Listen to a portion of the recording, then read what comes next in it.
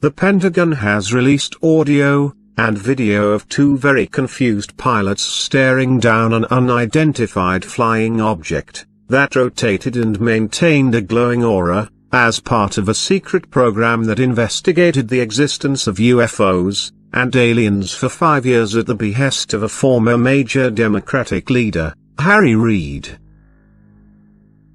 Between 2007 and 2012,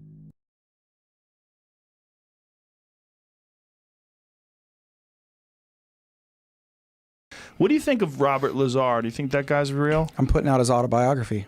So you do think he's legit? You should read his book. Yeah, oh yeah, absolutely. Yeah. He's a fascinating character, right? He is. His story's really interesting, too. Where he really fucked up, though, so for the people that don't know that are listening, he's a guy that came out. He's the reason we know about Area 51. He literally is the guy that broke the story of its existence.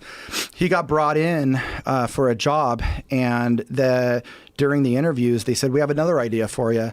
And they put him in a place he claims had all these discs, and he was on a back engineering team as a physicist.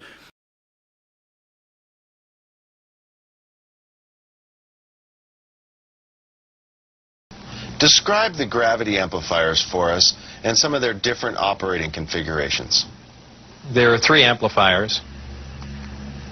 The craft can operate on a single one, can lift off the ground. The way in which it's propelled are 2 different ways. There's what they call Omicron configuration, where the craft is using one generator, or a Delta configuration, where it's utilizing all 3. Delta configuration would be for space travel.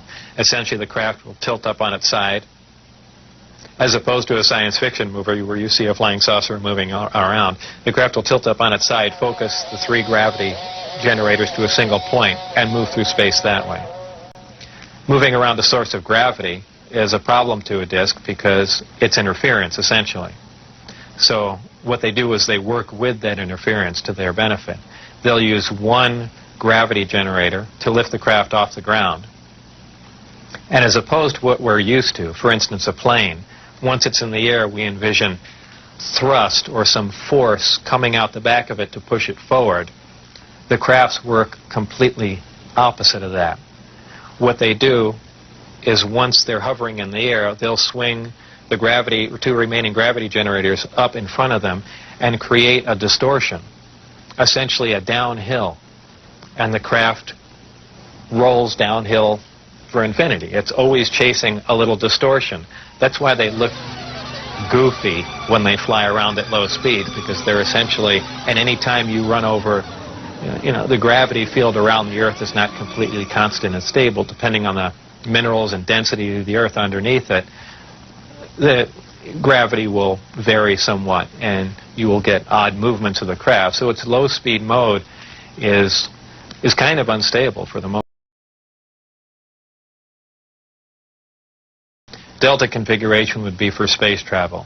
Essentially, the craft will tilt up on its side, as opposed to a science fiction movie where you see a flying saucer moving around. The craft will tilt up on its side, focus the 3 gravity generators to a single point, and move through space that way.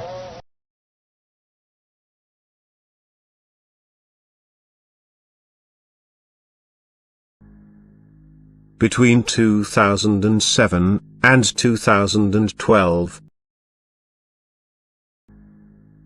Between 2007 and 2012.